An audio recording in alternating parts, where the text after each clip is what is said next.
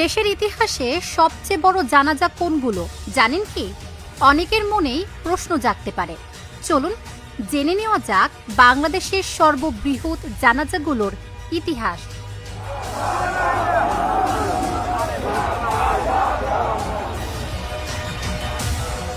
20 December 2025 জাতীয় সংসদ ভবনের দক্ষিণ প্লাজা জনসমুদ্রে রূপ নেয়। লাখো মানুষের উপস্থিতিতে অনুষ্ঠিত হয় ইনকিলাব মঞ্চের মুখপাত্র শরীফ ওসমান হাদির জানাজা। দেশের ইতিহাসে এটি সবচেয়ে বড় জানাজাগুলোর একটি। বড় ভাই আবু বকর সিদ্দিকের ইমামতিতে জুলাই গণ অভ্যুত্থানের সম্মুখভাগের এই যোদ্ধা ও ইনকিলাব মঞ্চের আহ্বায়ক হাদির নামাজে জানাজা হয়। দুপুর 2:30টায় জাতীয় সংসদ ভবনের দক্ষিণ প্লাজায় লাখো জনতার অংশগ্রহণে হাদির নামাজে জানাজা শুরু হয়। জানাজায় প্রধান উপদেষ্টা ডক্টর মোহাম্মদ ইউনূস, উপদেষ্টা পরিষদের সদস্য ও বিভিন্ন রাজনৈতিক দলের শীর্ষস্থানীয় নেতারা অংশগ্রহণ করেন। দুপুর 2টায় নির্ধারিত জানাজার অনেক আগে কানায় কানায় পূর্ণ হয়ে যায় দক্ষিণ প্লাজা ও আশেপাশের এলাকা। খামারবাড়ি থেকে আসাদ গেট, মানিক মিয়া এভিনিউ ও সংসদ ভবনের আশপাশের সড়কগুলোতে মানুষের ঢল নামে। হাতে জাতীয় পতাকা, মুখে স্লোগান আর চোখে অশ্রু নিয়ে হাদির শেষ বিদায়ে শরিক হন নানা বয়স ও শ্রেণী পেশার মানুষ। 1981 সালের 30 মে জিয়াউর রহমান চট্টগ্রামে নিহত হন।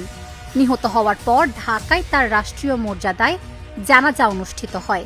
দেশের বিভিন্ন প্রান্ত থেকে লাখো মানুষ জানাজায় অংশ নেন। সাধারণ জনগণ, রাজনৈতিক নেতা, সামরিক বেসামরিক কর্মকর্তা সহ নানা শ্রেণীর মানুষ অংশগ্রহণ করেন। সেনাবাহিনীর গার্ড অব অনার, জাতীয় পতাকায় মোড়ানো কফিন সবকিছুই ছিল পূর্ণ রাষ্ট্রীয় মর্যাদায়।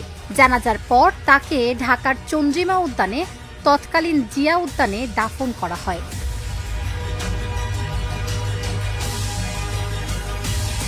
2020 সালের 30 জানুয়ারি দুপুর 2টায় বাংলাদেশ কাওমি মাদ্রাসা শিক্ষা বোর্ডের সিনিয়র সহসভাপতি, দেশের প্রখ্যাত আলেম ও শিক্ষাবিদ, কিশোরগঞ্জের ঐতিহাসিক শহীদি মসজিদের খতিব ও জামিয়ার মহাপরিচালক আল্লামা আজহার আলী আনোয়ার শাহর জানাজা ঐতিহাসিক শোলাকিয়া ঈদগাহ মাঠে অনুষ্ঠিত হয়।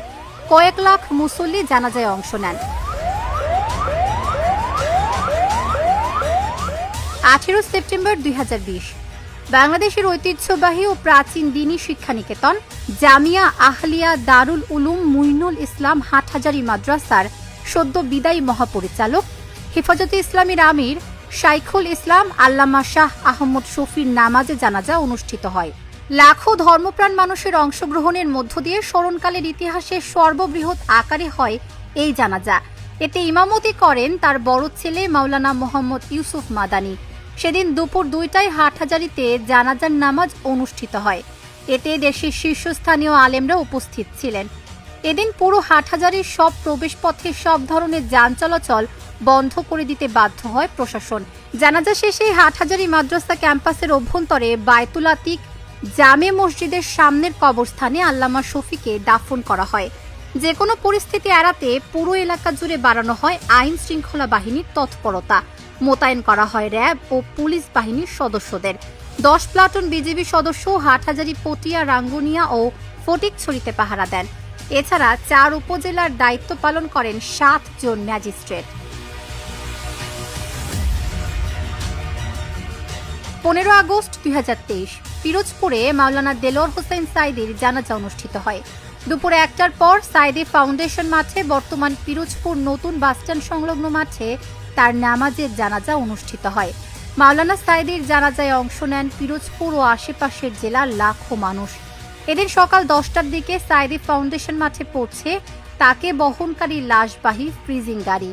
13 আগস্ট বিকেল 5:30টার দিকে বুকে ব্যথাজনিত সমস্যার কারণে দেলোয়ার হোসেন সাইদিকে গাজীপুরের কাশিমপুর কারাগার থেকে প্রথমে গাজীপুর শহীদ তাজউদ্দিন আহমদ মেডিকেল কলেজ হাসপাতালে নেওয়া হয়। পরে রাত 10:40 বঙ্গবন্ধু শেখ মুজিব মেডিকেল বিশ্ববিদ্যালয়ে ভর্তি করা হয় সাইদিকে। 14 আগস্ট রাত 8:40 চিকিৎসাধীন অবস্থায় তিনি মারা যান।